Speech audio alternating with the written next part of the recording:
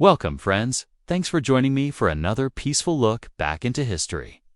Tonight, we're stepping into a lesser-known part of the ancient world, one that still quietly lingers in the background of time. Whether you're enjoying a cozy drink or already tucked in for the night, I'm glad to be here with you. Before we dive in, I'd love to know, where are you listening from and what time is it for you? Are you starting your day with the sunrise or winding down like me in the quiet of night? If gentle stories from the past bring you comfort, consider subscribing. There are plenty more journeys waiting just ahead. Now, let's begin. In the Roman Empire, keeping the nation strong meant everyone, no matter their status, had to remain loyal. From everyday citizens to the highest leaders, all were expected to uphold their promises to the state.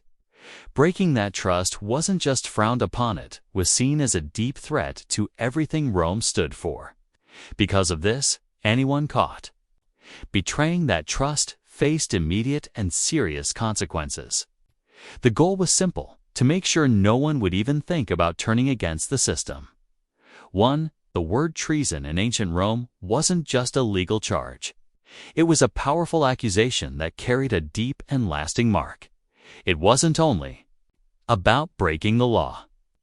It meant being seen as a threat to everything the Roman Empire stood for, all its achievements, order, and strength. But what actually counted as treason back then? Roman law kept the definition wide on purpose.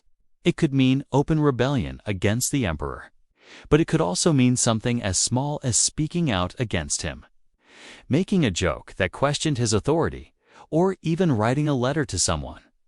Seen as an enemy of the state, the Roman justice system took these matters very seriously and acted without hesitation.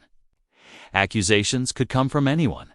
A servant could report their master, a child their parent, a friend their closest companion. The government encouraged people to report anything suspicious, often offering rewards. This created a climate of constant fear, where people watched what they said and whom they trusted. If someone was accused, the process moved quickly and without much mercy. They would face a tribunal, but not a fair trial by today's standards. In most cases, the assumption was that the person was guilty, not innocent. And once the accusation was made, it was nearly impossible to escape the outcome. Point to Akir Main. Yad Rakna, Zirori, Hi K Rome K Lai, Wafadari Surf Ake, Jazba Nahith Ya Yi Usk Bunyadi Kanun. Thak Jolog is Kanun K Kalaf, Yate, Unka, and Jam. Axer Boet Sakt Hota, Arshaks. Chehi Wo, Am Fard, Hoya. Kisi Unchi, Jagapar Ho. USA Ya Tawaki Yadi Thi, K Wo, Empire K, Makasadi, Kasath, Dalikan is Nizam Ka'ak, Andhara, Pelu, Bithahar, Wakt Kader. Lafs Kahaz, Kahar, Rishte, Ka, Sheikh. Rome Ki Takat Surfus, K Lajan Fajmain, Nahithi, Bolkeas, K Kanuni, Nizamain, Bithi. Jo Wafadari, Ko Majbor Banada, Da. Chehias, K Natija Zulm, Hai Kun Naho, Aj K Dormain, Jabhum, Azodier, or Insaf Ko Buhat, I am Samate. Hain, to Rome Ka Ya Safa Human Yad, Delata Hai Kataka, or Tahafuz K Darmian Ek Nazik, Taluk Hota Hai, or Ya Bika Jab, Wafadari Majbori Banjay. 2. Insaniat Axer, Kamash, Hoyati Hai.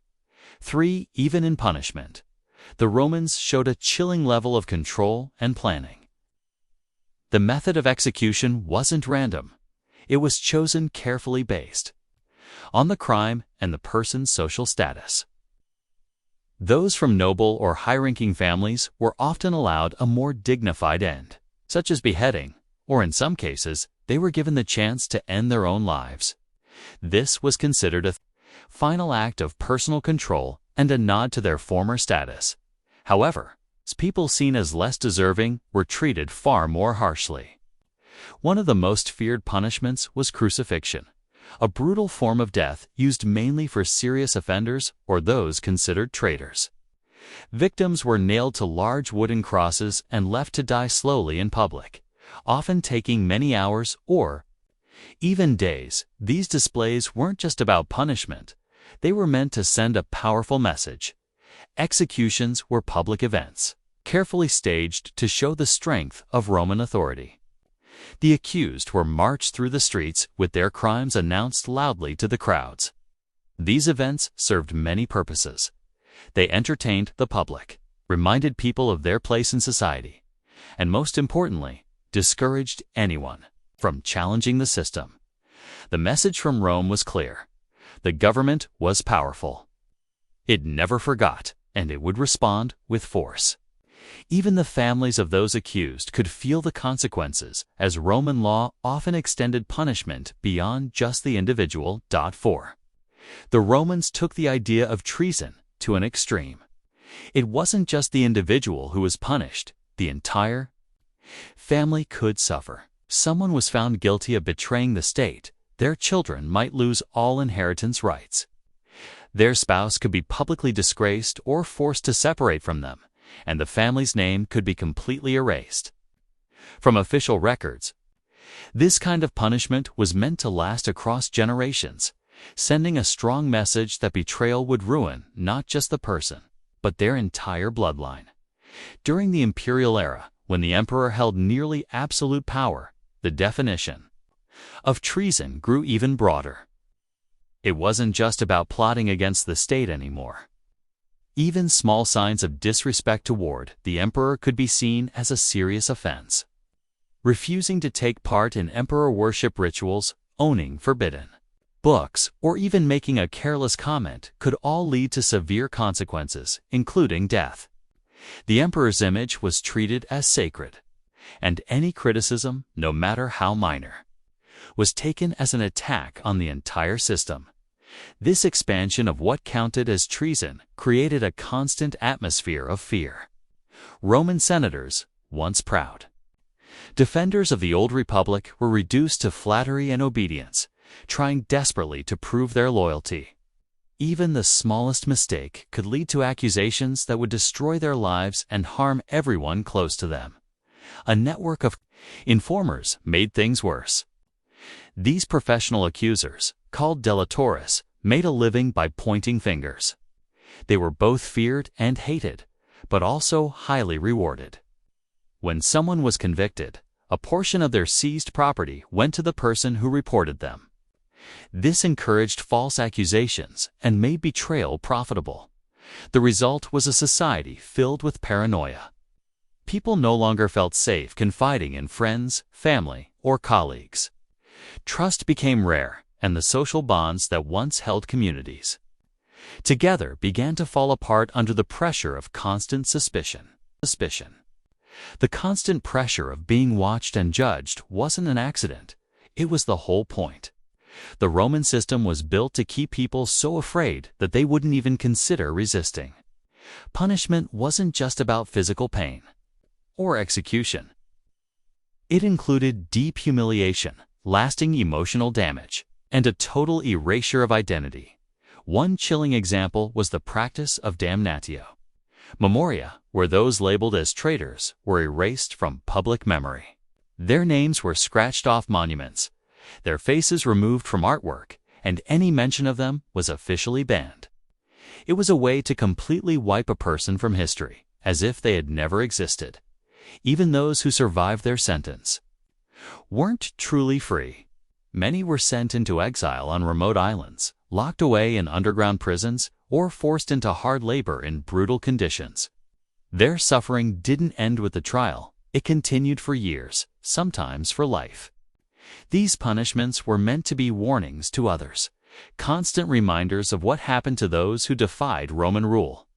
The psychological torment could be even worse. Some were made to witness the downfall of their own families, children sold into slavery, spouses forced to remarry loyal citizens. Knowing their actions had brought misery to loved ones was often the most painful punishment of all.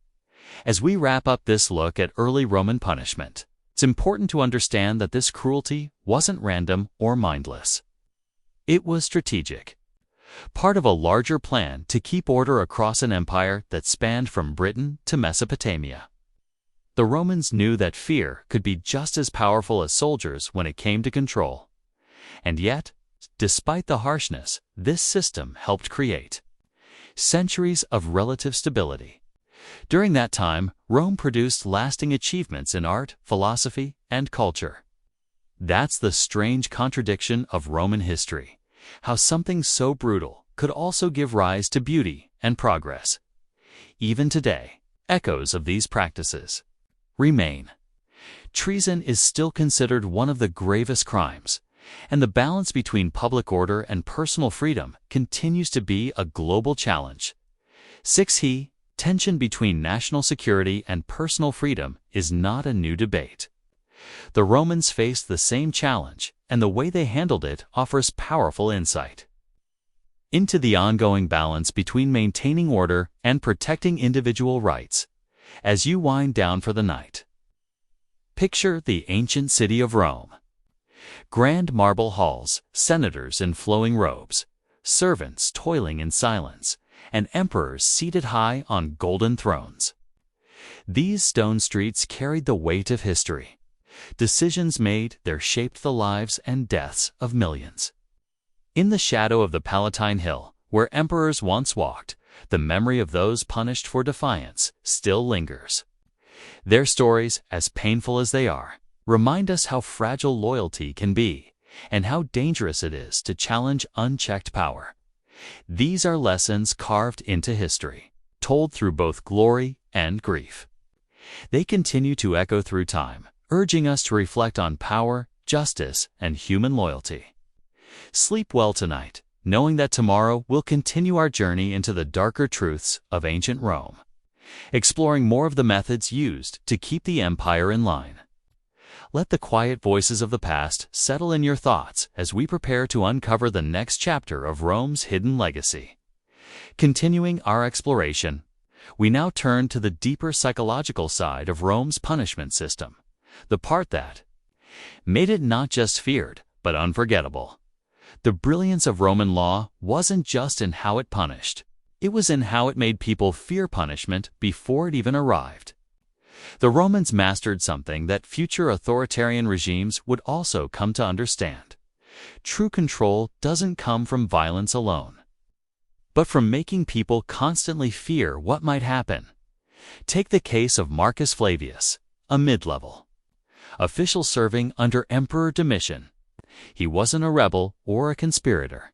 His only mistake was making a small, critical remark about one of the emperor's building projects during a private dinner. Someone at the table reported him, not out of loyalty, but in exchange for a tax break. Flavius didn't face a dramatic public execution. Instead, he was quietly stripped of his citizenship. His assets were seized, and he was sentenced to forced labor in the harsh mines of Sardinia.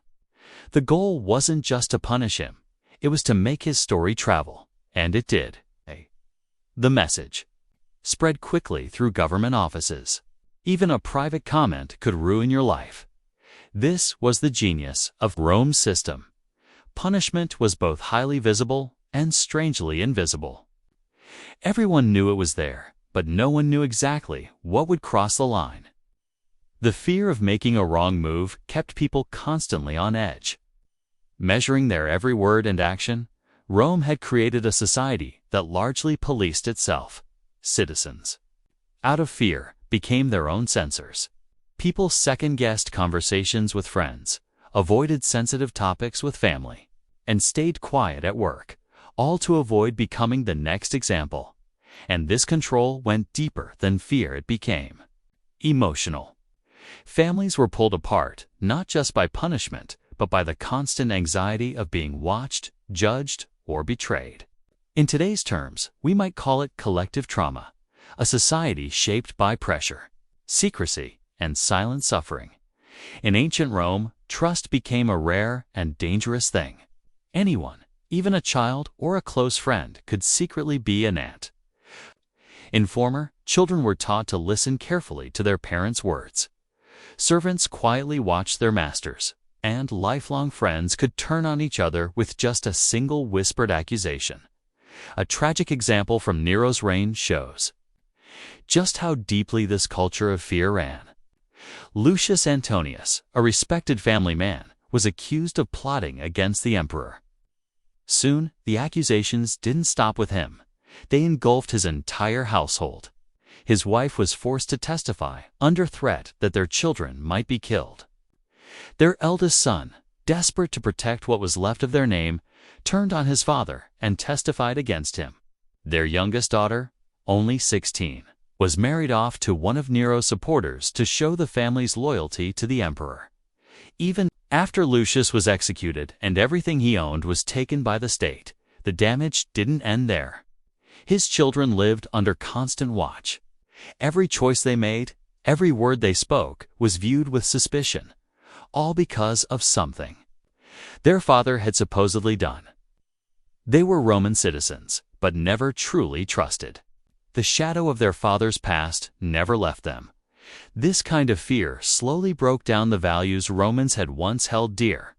Values like fides good faith and pious duty to family and country. But how could you act in good faith when anyone, even a relative, might report you? How could you stay loyal to your family when protecting them might mean betraying them? The effects weren't just emotional, they were economic too. Roman business depended heavily on personal relationships and trust. Merchants relied on reputation, word of mouth, and connections to trade goods across the empire. But once accusations of treason became tied to who you associated with, people stopped forming new partnerships. Trust fell apart. Trade slowed. New ideas stopped spreading. Economic growth began to stall as people grew more cautious and isolated. Perhaps the most damaging part of Rome's treason system was the sense of helplessness it created.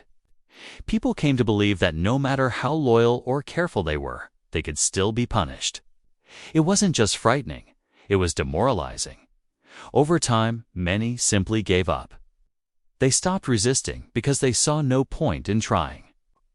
This is what today's psychologists might call learned helplessness when people accept a lack of control so deeply. They stop trying to change their situation at all. To avoid suspicion, many Romans began putting on exaggerated displays of loyalty. They praised the emperor loudly, made grand gestures of devotion, and tried to outdo each other in showing their obedience. This wasn't real loyalty, it was survival to protect themselves. Roman citizens began going to great lengths to prove their loyalty to the emperor. They renamed their children after members of the imperial family, funded statues and public buildings in his honor, and took part in increasingly elaborate loyalty ceremonies. These displays were meant to show devotion, loud, public, and unmistakable. But over time, this performative loyalty became a trap of its own. As public gestures grew more extravagant, the expectations rose with them. Suddenly, it wasn't enough just to stay silent or neutral. If someone failed to participate or didn't show enough enthusiasm, it raised suspicion. In a society ruled by fear, even quietness could be taken as defiance.